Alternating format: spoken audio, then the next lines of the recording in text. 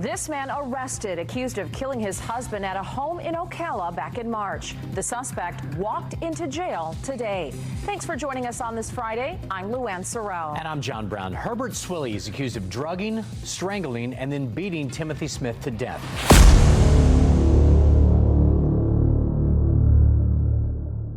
Timothy Floyd Smith appeared to live a life that many people admired. At 59 years old, he was well respected in his professional world, working as the executive director of a senior living community in Ocala, Florida. Friends and colleagues often described him as warm, generous, and deeply committed to the people he served through his work. He was married to Herbert Swilley, his longtime partner, and together they seemed to represent a stable and loving relationship. To those around them, they appeared to have built a comfortable life together. But behind closed doors, their relationship and lifestyle were far more complex than anyone realized. What initially appeared to be a private but unconventional arrangement would eventually unravel into one of Florida's most unusual homicide cases, later referred to by the media as the sex house murder. In addition to their primary home in Ocala, Timothy and Herbert maintained a second apartment in nearby Citrus County. Investigators later learned that this apartment served as a private space where the couple engaged in consensual encounters with other men. The arrangement was meant to remain discreet. Visitors came and went quietly, and the apartment functioned almost like a hidden extension of their marriage. Although the lifestyle itself was legal, tensions between the couple had been growing. Financial disagreements, jealousy, and frequent arguments had begun to strain the relationship. Friends later told investigators that Timothy seemed unsettled in the months leading up to his death. Some believed he had been considering significant changes in his life, possibly even leaving the marriage altogether. The situation took a tragic turn on the 25th of March 2023, when Herbert Swilley contacted law enforcement to request a welfare check. Because my other half I haven't seen since late Thursday night when we went to bed. He didn't show up for work yesterday. They've called, they've texted. Everybody's called and texted. We don't actually live here. This is his secondary apartment that he uses for his massage studio and other stuff. But his Jeep's been here, the girl's now saying, for almost 2 to 3 days. It hasn't moved, and we can't get a hold of him. We've called, y'all did a wellness check yesterday. They couldn't go in because I don't have a key, so they told me to get a hold of the landlord. He actually has a key. Okay. But they told us not to go in, that since I'm not legally on the lease or anything. Okay. So. What's his name? Timothy Floyd Smith. Timothy had failed to answer phone calls and had not shown up for work, something that was highly unusual for someone known for his reliability and discipline. Concerned by his sudden disappearance, authorities began looking into the situation. Officers were directed not to the couple's primary residence in Ocala, but to the apartment in Citrus County. What they discovered inside immediately raised serious concerns. Timothy Smith was found dead in the apartment, wearing only a t-shirt and shoes. His body showed clear signs of violence. There were ligature marks around his neck, severe blunt force trauma to his face, and injuries to his genital area. Okay.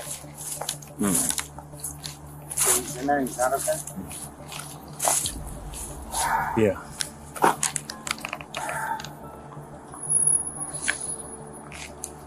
Sorry.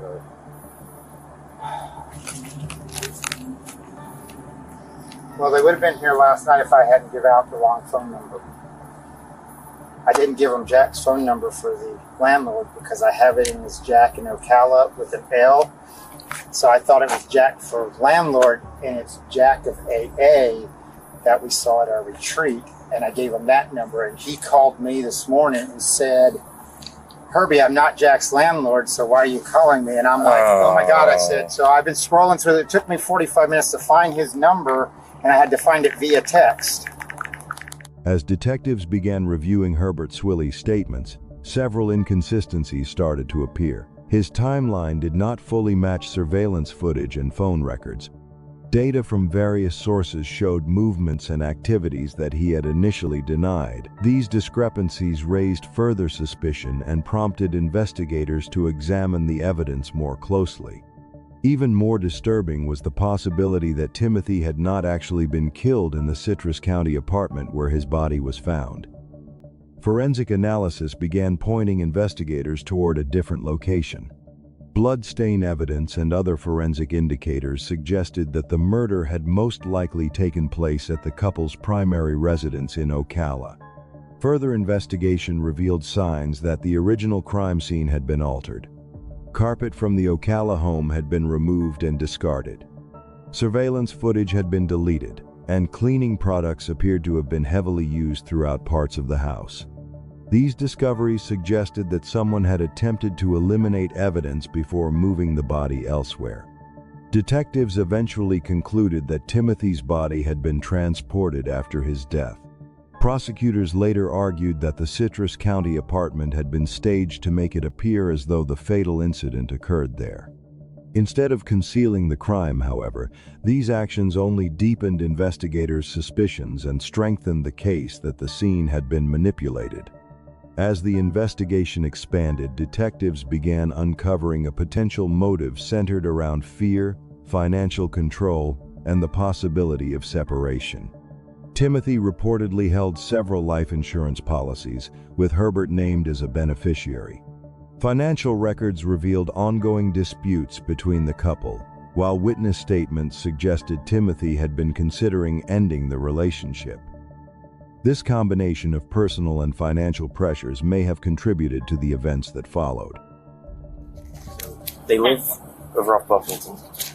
They rent this place as a massage party playroom, and then his husband over here, because they don't want their daughters seeing their activities, especially sex swinging and bloggers.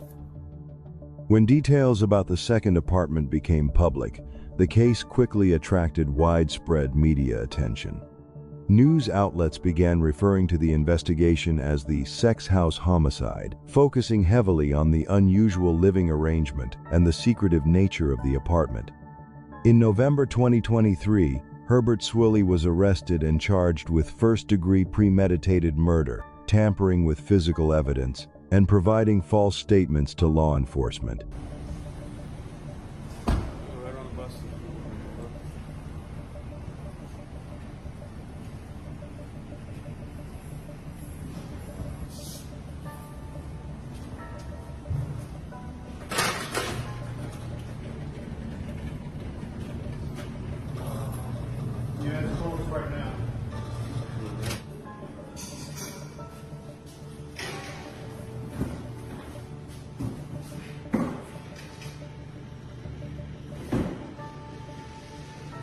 Prosecutors alleged that he had drugged Timothy, strangled him, inflicted additional blunt force injuries, and later transported the body to the Citrus County apartment in an attempt to make the death appear accidental.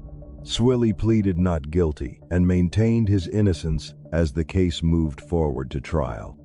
During the proceedings, jurors were presented with extensive evidence detailing the couple's private life and the growing tension within their relationship. Text messages, financial records, and testimony from friends and acquaintances revealed a partnership under significant strain. Medical experts explained the effects of the drugs found in Timothy's system, describing how incapacitated he would have been at the time of the attack. Forensic specialists carefully explained bloodstain patterns and crime scene inconsistencies, demonstrating why the murder could not have taken place in the apartment where the body was discovered. Their analysis helped reconstruct the likely sequence of events and highlighted the evidence suggesting the scene had been staged. According to the prosecution, the killing was not spontaneous but deliberate and calculated, carried out by someone who knew him intimately and had both motive and opportunity. In this case, you're going to be adjudicated guilty of murder in the first degree and sentenced to life imprisonment. In 2025, the jury ultimately delivered its verdict. Herbert Swilley was found guilty of first-degree murder and sentenced to life in prison without the possibility of parole. For Timothy's family, the conviction brought a measure of closure, though it could never undo the devastating loss they had suffered. The case left a lasting impression on the community and on those who followed the investigation. Ultimately, the case stands as a chilling reminder that appearances can be deceiving. Sometimes the greatest dangers come not from strangers, but from the people closest to us, leaving echoes of fear and betrayal long after justice has been delivered.